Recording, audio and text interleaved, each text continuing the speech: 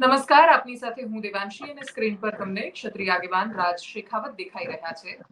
એમની પાસેથી સમજવું છે કે શું કામ એક કમલમનો ઘેરાવ કરવા માંગે છે, અને એટલા જ માટે મારો પહેલો પ્રશ્ન રાજ શેખાવત આપને કે કમલમનો ઘેરાવ કરવાથી તમને એવું લાગે છે કે સોલ્યુશન આવી જવાનું છે? બેન, હું આપને તમામ ગુજરાતની જનતાને પૂછવા માંગુ છું કે ભાજપાનું પ્રદેશ કાર્યાલય એટલે કમલમ ગાંધીનગર, અને ગુજરાતમાં જે પણ કોઈ નિર્ણય થાય છે કમલમથી થાય. ત્યાં માન્ય શ્રી સી.આર. પાટીલ સાહેબ બેસે છે, જે પ્રદેશ અધ્યક્ષ છે ભાજપાના. હવે જે નિર્ણય કમલમથી થતા હોય, જ્યારે અમારી માંગ અમારે કમલમથી મનાવવાની હોય, તો પછી અમારે અમારી શક્તિઓ ગુજરાતના અલગ અલગ જિલ્લામાં વેડફવા કરતા કમલમ ઉપર અમે અમારી શક્તિનો ઉપયોગ કરી અને અમારી જે માંગ છે રાજકોટની સીટ રદ કરવાની, એનો આક્રોશ અહીંયા વ્યક્ત કરીએ તો અમને આ જે આંદોલન છે એમાં સફળતા મળી જાય. એ હું જાણું છું, એક ફોજી માણસ છું ને, એટલે મને જાણ છે ક્યાં આપણે અટેક કરવાનું હોય, આપણે વિજય હાંસલ કરવી હોય તો ક્યાં અટેક કરવાની, એ મને ઘણી બધી જાણ છે. અમે બહુ બધી રણનીતિઓ અમે કાશ્મીરમાં બનાવી છે.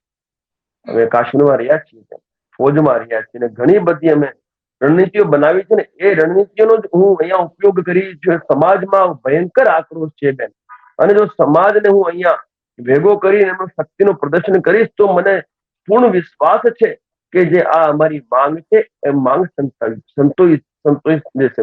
એટલે આ 9 તારીખે બપોરે 2 વાગે અમે કમલમ ઉપર સંમેલનનું આયોજનની ઘોષણા કરી છે. સંમેલન સમજો, ધરના પ્રદર્શન સમજો, ઘેરાવ સમજો કે આક્રોશિત અમારો રજૂઆત સમજો, જેને જે સમજવું હોય એ સમજો. અને અમે તો ક્ષત્રિય છે, ક્ષત્રિય મેદાનમાં જયારે આવે તૈયારીથી જ આવે છે. એટલે અમે કેસરી હોય કે અમારી પાસે જે અમારું નિશાન છે, અમારું શૌર્ય અને વીરતાનું નિશાન છે કેસરિયા, અને એને લગાવવા માટે અમારા દંડા તો જોઈએ. દંડા અમે મજબૂત મંગાવ્યા છે કે ભાઈ આ શાસન છે, પ્રશાસન છે, શક્તિઓ છે, એમની પાસે સંસાધન છે. જો કાલે ઘર્ષણ થાય અને તમારા ઉપર અત્યાચાર થાય તો તમે તમારી અને તમારા જે મિત્રો છે, જે તમારા સમાજના જે આગેવાનો છે, એમની તમે રક્ષા કરી શકો. એટલે અમે તૈયારીથી 9 તારીખે બપોરે 2 વાગે કમલમ ઉપર ભેગા થવાના છીએ, અને ત્યાં જ અમારું સંમેલન થશે, અને ત્યાં જ અમે અમારી રજૂઆત કરી અને જે અમારી માંગ છે એને માંગને સંતોષવા માટે અમારું અમે આખું બળ લગાવી દઈશું. એડવાન્સમાં નેતા જ્યારે આ પ્રકારની કોઈ પણ જાહેરાત કરી દે તો બહુ સ્વાભાવિક રીતે સરકાર એને એક્ઝિક્યુટ નથી થવા દેતી, એ લાગુ નથી થવા દેતી. અને એટલે જ તમે જ્યારે એડવાન્સમાં ઘોષણા કરી છે કે તમે આવું કરવા જઈ રહ્યા છો, તો પોલીસ આજે તમારી અટકાયત અથવા નજરકેદ ન કરે એવું તમે કેમ માની રહ્યા છો? બેન, અમે વર્ષોથી આંદોલન કરતા આવ્યા છીએ, વર્ષોથી કરતા આવ્યા છે, ઘણું બધું શીખ્યા છે. ઘણું બધું અમે શીખ્યા છીએ આંદોલનથી. અમને ખબર છે સરકાર અને પ્રશાસન મને ગોતશે, મારા આગેવાનોને ગોતશે, એમને નજરકેદ કરશે. અમુક જે અમારા જે છે, અમુક જે સમાજના લોકો છે જે ભાજપાથી જોડાયેલા છે, એ એમને સહાયતા પણ કરશે. પરંતુ આ આક્રોશને રોકવાની તાકાત ન સરકારમાં છે ને પ્રશાસનમાં છે. અને મેં કીધું છે બેન, મેં કીધું છે, જો મને કાંક મારા ક્ષત્રિય સમાજને કમલમ ઉપર આવવામાં રોકવામાં આવશે, મેં કીધું છે, હું તમારા સામે પ્રૂવ કરું, મેં મીડિયામાં કહું છું કે મને કાં તો મારા ક્ષત્રિય સમાજને કમલમ ઉપર પહોંચવામાં રોકવામાં આવશે તો રાજ શેખાવત પોતાની સાથે જ્વલંત પદાર્થ લઈને આવશે. અને આ પોતે રાજ શેખાવત એટલે આ સરકાર અને પ્રશાસને વિચારવાનું છે કે આગળ જો રાજ શેખાવત લેશે ને સાહેબ, તો પછી જિંદગીમાં ભાજપા સત્તાનો સપનો ભૂલી જાય. એટલે એમને પણ ખબર છે કે રાજ શેખાવત એક ફૌજી માણસ છે, ઈમાનદાર માણસ છે, ન્યાય સંગત માણસ છે, અને સમાજ માટે એ કંઈ પણ કરી ચૂકવા માટે તૈયાર રહે છે. એટલે સરકારે નિર્ણય લેવાનું છે બેન. અમે તો અલ્ટિમેટમ આપ્યું છે, ભાઈ તમે એના પહેલા એ ટિકિટ રદ કરી દો, અમે ઘોષણા કરી દઈશું. સિમ્પલ વાત છે. અમારે આ આંદોલન કરવાની આવશ્યકતા શા માટે પડી બેન? તારીખ 22 થી લઈને આજે 7 તારીખ થઈ ગઈ બેન. આટલી બધી રજૂઆતો થઈ, આટલા બધા આયોજનો થયા, અને આટલું બધું થયા તોય આજે સુધી અમને ન્યાય નથી મળ્યો. એટલે અમે આ નિર્ણાયક કદમ ઉપાડવાની આવશ્યકતા પડી. બાકી બેન, વાત આવે માન સન્માન અને સ્વાભિમાનની, તો ક્ષત્રિયોએ ઇતિહાસ રચ્યા છે અને 9 તારીખે અમે ઇતિહાસ રચવા માટે ઉતરવાના છીએ. તમે કહ્યું કે ભારતીય જનતા પાર્ટી સાથે જોડાયેલા કેટલાય લોકો છે જે એમને બધી ઇન્ફોર્મેશન આપતા હોય છે, માહિતી આપતા હોય છે. એ લોકો આંદોલનને સોલ્વ કરવાનો પ્રયાસ પણ કરતા હશે. અત્યારે પણ ભાજપ સાથે જોડાયેલા ક્ષત્રિય આગેવાનો મીટિંગ કરીને અરે બેન, બેન નિરાકરણ એ આવે. બેન બેન એ લોકો જો આવું કરી શક્યા હોત તો આજે મારે આ ઘોષણા કરવાની આવશ્યકતા પડી હોત? એ લોકો તો પોતાના રાજકીય રોટલા શેકે છે બેન. એમને રાજકીય રોટલાથી જ મતલબ છે. બાકી સાહેબ એક વસ્તુ કહું, જયારે હું રાજીનામું આપી શકું ભાજપાથી સમાજ હિતમાં અને માન સન્માન સ્વાભિમાન માટે, તો જે એ લોકો રાજીનામા મૂકે તો ભાજપાને નમવું ના પડે, ભાજપાને અમને ન્યાય ના આપવો પડે. પરંતુ નહીં ભાઈ, એમના માટે સમાજ સર્વોપરી નથી, એમના માટે ભાજપા પાર્ટી સર્વોપરી છે. જો ભાજપા પાર્ટી સર્વોપરી છે તો એ સમાજની વાત તો ક્યાં કરે? એટલે સીધી સીધી વાત છે, જો એમને અમારું પક્ષ મૂક્યો તો સાહેબ તો અત્યાર સુધી અમને ન્યાય મળી ગયો. એટલે અમે હવે લડવાના મૂડમાં છીએ, આર પારના મૂડમાં છીએ બેન. અને ધૈર્યનું બાંધ હવે અમારું તૂટી ગયું છે બેન. આ સમન્વય સમિતિએ આટલું સરસ મજાનું કાર્ય આટલા દિવસોમાં કર્યું. આવો સારું સરસ માહોલ તમામ ક્ષત્રિય સંગઠનો મળીને આ બનાવવામાં આવ્યું. પરંતુ છેલ્લે મળ્યું શું? કઈ નથી મળ્યું. અમારી જે માતૃ શક્તિઓ છે અનશન પર બેઠી છે, અને અમુક માતૃ શક્તિઓ તો જોહર માટે તૈયારી કરી છે, એમને નજર કેદ કરીને રાખ્યા છે. એમને નજર કેદ કરેલા છે બેન, અમારી માતૃ શક્તિઓને તમે વિચારો. એટલે તાનાશાહી તમે જો કે તમે તમારી રજૂઆત પણ ના કરી શકો, એવું તો જંગલ રાજ ના ચલાવી લેવાય બેન. અને અમે માંગ્યું શું છે? અમારું માન સન્માન સ્વાભિમાન તો માંગ્યું છે, એમાં વાંધો શું છે આપવામાં? આ લોકોને મને સમજણ ના પડી. આ લોકો 22 તારીખથી આજ સુધી એમના જે વરિષ્ઠ નેતા છે પુરુષોત્તમ રૂપાલા, જે કેન્દ્રીય મંત્રી છે, રાજકોટના ભાવિ લોકસભા ઉમેદવાર છે અને પોતે ભૂતપૂર્વ શિક્ષક રહી ચુક્યા છે, એને બચાવવા માટે એન કેન પ્રકારે ક્ષત્રિય રાજકીય આગેવાનોને ઇન્વોલ્વમેન્ટ કરી અને માફી આપવા માટે સમાજને પ્રેશર કરી રહ્યા છે. નથી આપી માફી ભાઈ. ભૂતકાળમાં આટલી બધી માફીઓ આપી એટલે તો આ દિવસો જોવા પડ્યા. આજે આ ઘટનાનું પુનરાવર્તન શા માટે થયું ખબર છે લોકોને કે આ ક્ષત્રિય છે માફ કરી દેશે? હવે આ નહીં થાય અમારાથી. માફીની વાત જ નથી કરવાની. સીધી સીધી વાત છે, ભારતીય જનતા પાર્ટી દંડનાત્મક કાર્યવાહી કરે, પુરુષોત્તમ રૂપાલાના સામે દંડનાત્મક કાર્યવાહી કરે અને એમની ટિકિટ રદ થાય. હું તો કહું છું આવા વ્યક્તિને તો પાર્ટીમાં રાખવું જ ના જોઈએ, જે આવી નિમ્ન સ્તરની માનસિકતા રાખતો હોય. નેતા એટલે તમામે તમામ જાતિ અને ધર્મનો હોય, જે તમામે તમામની ન્યાય અધિકારની વાત કરતો હોય એ નેતા હોય બે. આ લોકતંત્રના રાજા છે બેન. તમે લોકતંત્રના રાજા, આ જે જનતાના મેન્ડેટથી ચૂંટાઈને આવે છે, લોકતંત્રના જનતાના રાજા છે. અને રાજા એટલે કોણ? રાજા નિષ્પક્ષ હોય, એ ન્યાય અને અધિકાર માટે પોતાના દીકરાનું નામ મૂકે, એ રાજા કહેવાય છે. એટલે આ તો રાજા નથી બેન. આ તો એક આવી માનસિકતા લઈને બેઠા છે કે ભાઈ ક્ષત્રિયોને જાણી જોઈને બોલ્યા છે. તમે જો ક્ષત્રિયોને લઈને આવું નિંદનીય સ્ટેટમેન્ટ, આવું અભદ્ર ટિપ્પણી જો કરતા હોય તો બેન માફી શાની? એ પણ જાણી જોઈ. એક જ્ઞાતિને તમે ખુશ કરવા માટે બીજી જ્ઞાતિને તમે અપમાન કરી રહ્યા છો, તો એ વ્યાજબી ના કહેવાય બેન. અને જયારે આક્રોશ આખા ગુજરાતમાં ફેલાયો છે અને જયારે તમામે તમામ આક્રોશિત લોકો કહે છે કે અમે ભાજપાને વોટ નહીં આપીએ, તો ભાજપાને વોટની ચોટની ખબર નથી પડતી. એટલે મારું તો આપના માધ્યમથી એટલું જ કેવું છે બેન, આટલું જ કેવું છે કે અમારી માંગ છે, એ માંગ છે અમારા માન સન્માન સ્વાભિમાનની માંગ છે. એ માંગ સ્વીકારવામાં આવે. અમે 9 તારીખ પહેલા જો આ માંગ સ્વીકારી લેજો, અમે એની સામે ભાજપાને ફૂલ જે અમારે ટેકો આપીશું. અમને વાંધો શું છે? કોઈ દુશ્મન થોડી છે ભાજપાના અમે.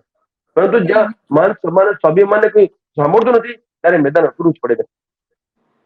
બાબુ જમના પટેલ ભાજપના નેતા છે, એમણે તમે જે વોટની ચોટની વાત કરી તો એમનું એક સ્ટેટમેન્ટ આવ્યું કે એક બેઠક પર 5-25 હજાર વોટથી શું ફરક પડવાનો છે? બેન, ઘણી એવી લોકસભાની સીટો છે આ ગુજરાતમાં જ્યાં ક્ષત્રિય સમાજનું પ્રભુત્વ છે ને મોટી સંખ્યા છે. અને ક્ષત્રિય એટલે 27% થી 27 થી 30% વચ્ચે ક્ષત્રિયો આવે છે આ ગુજરાતમાં બેન. આ ભૂલે છે બાબુભાઈ પટેલ છે ને, ભૂલે છે. એ તો 12% છે તો પણ લાભ લે છે ને પાર્ટીની ટિકિટ વેચણીઓ. કેટલી મોટો લાભ લઈ જાય છે એ લોકો, કારણ કે એ લોકોની એકતા છે. અમે એમનાથી ઈર્ષ્યા નથી કરતા, અમે એમનાથી શીખ્યા છીએ કે એકતામાં શક્તિઓને અમે એકતા કરી છે અને અમે જાતીય સંઘ સ્થાપિત કર્યું છે. એટલે હું બાબુ જમનાદાસ પટેલ સાહેબને કહેવા માંગુ છું કે 5-25,000 વોટ નહીં, વોટ છે ક્ષત્રિયોના. એમાં ગરાજદાર, કાઠી, કરડિયા, નાડોદા, હાથી, મૈયા, જાગીરદાર અને ઠાકોર સમાજ એ ક્ષત્રિય છે.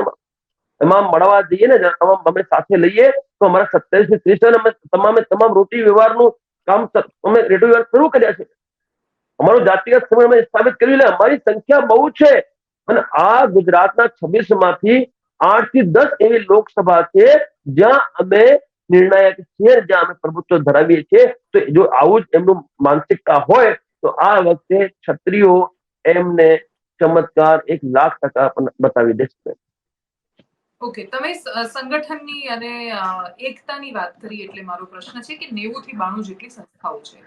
એક સંકલન સમિતિ છે, એ પોતાની દિશામાં કામ કરે છે. મહિલાઓ જ્યારે સ્ટેટમેન્ટ આપે છે તો એકબીજાને કોન્ફ્લિક્ટ થતા હોય છે કે કોઈ એક અલગ દિશામાં વાત કરતું હોય, એક અલગ દિશામાં. મૂળ ઉદ્દેશ્ય બધાનો એક જ છે, પણ બધા અલગ અલગ રસ્તા પર લડવાની વાત કરી રહ્યા છે. તમારું જે આખો કમલમ ઘેરાવનો કાર્યક્રમ છે એને શું બધી સંસ્થાઓ અને બધા સંગઠનો સમર્થન આપશે? બેન, જનતાનું સમર્થન હોવું બહુ જરૂરી છે. અને કરણી સેના આખા ભારત વર્ષમાં છે. અને ગુજરાતના ગામડે ગામડે કરણી સેનાની સ્થાપના થઈ છે બેન. તમામ જિલ્લાઓમાં, તાલુકાઓમાં કરણી સેના લાખોની સંખ્યામાં છે બેન.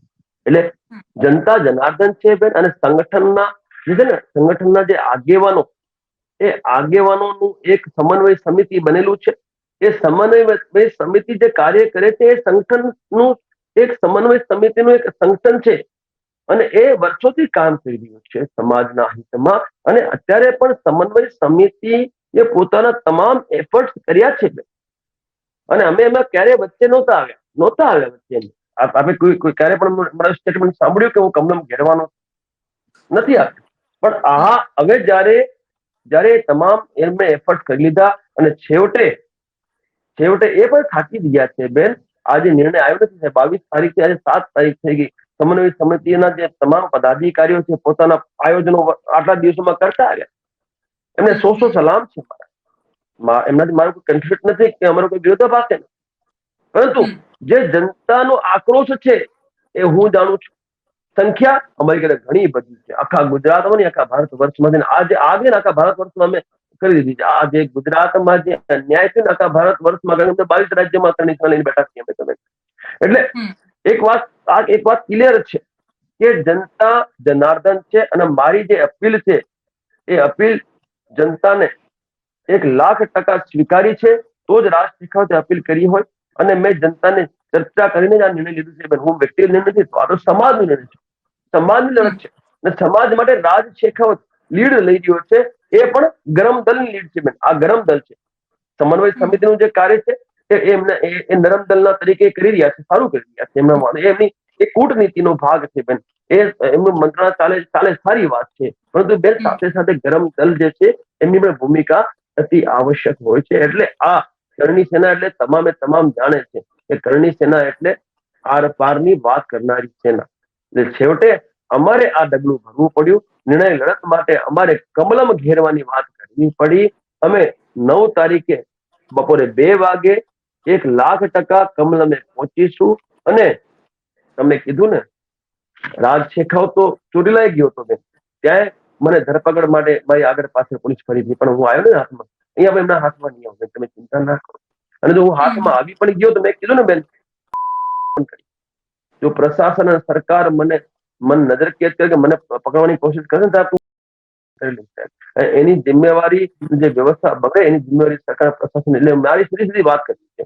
અમે તમારી પાસે લાખોની સંખ્યામાં રજૂઆત કરવા આવી રહ્યા છે. તમે અમારી રજૂઆત સાંભળશો, અમને ન્યાય આપશો તો બરાબર. નહીં આપો અને દર્શન કરશો તો અમે દર્શન કરીશું. બાકી અમે ક્યાં લડવા તમારી પાસે આવ્યા છીએ? અમે તો અમારી તૈયારી સાથે આવી રહ્યા છે કે અમને ન્યાય અધિકાર મળે. એમાં ખોટું છે કે તમને જણાવો. ઓકે, છેલ્લા 2 પ્રશ્નો છે મારા. કે તો કરણી સેના નામે બીજી પણ સંસ્થા ચાલે છે, એક આંતરરાષ્ટ્રીય અને એક અલગ એમ. એટલે કરણી સેનાની કેટલી સંસ્થાઓ છે એ નામની? અને બીજું કે તમને કેટલા લોકો ભેગા થાય એવી અપેક્ષા છે? બેન, માત્ર કરણી સેના નહીં, ક્ષત્રિય સમાજના તો હજારો સંગઠન છે. વિચારોની ના મતભેદ હોય, મનભેદ નથી હોતા કોઈના. આજે તમે જુઓ તમામે તમામ જે સંગઠનો છે ક્ષત્રિય સમાજના આજે એક જાજમ ઉપર બેઠા છે. આજે એક જાજમ ઉપર તમામે તમામ સંગઠનો બેઠા છે. એટલે ભલે ને કેટલાય સંગઠન હોય, જે વિશેષતા છે એ વિશેષતા છે કે વિષય શું છે અને કયા વિષય ઉપર લડત ચાલી રહી છે.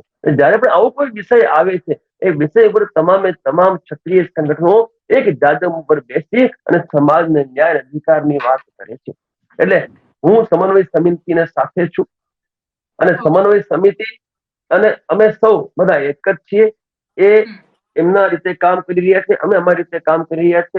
એટલે અમને સિમ્પલ એક જ વાત ખબર છે કે એન કેન પ્રકારે શામ દામ દંડ ભેદ ઉપયોગ કરીને અમારે સમાજને ન્યાય અને અધિકાર અપાવવાનું છે, માન સન્માન અને સ્વાભિમાનની રક્ષા કરવાની છે.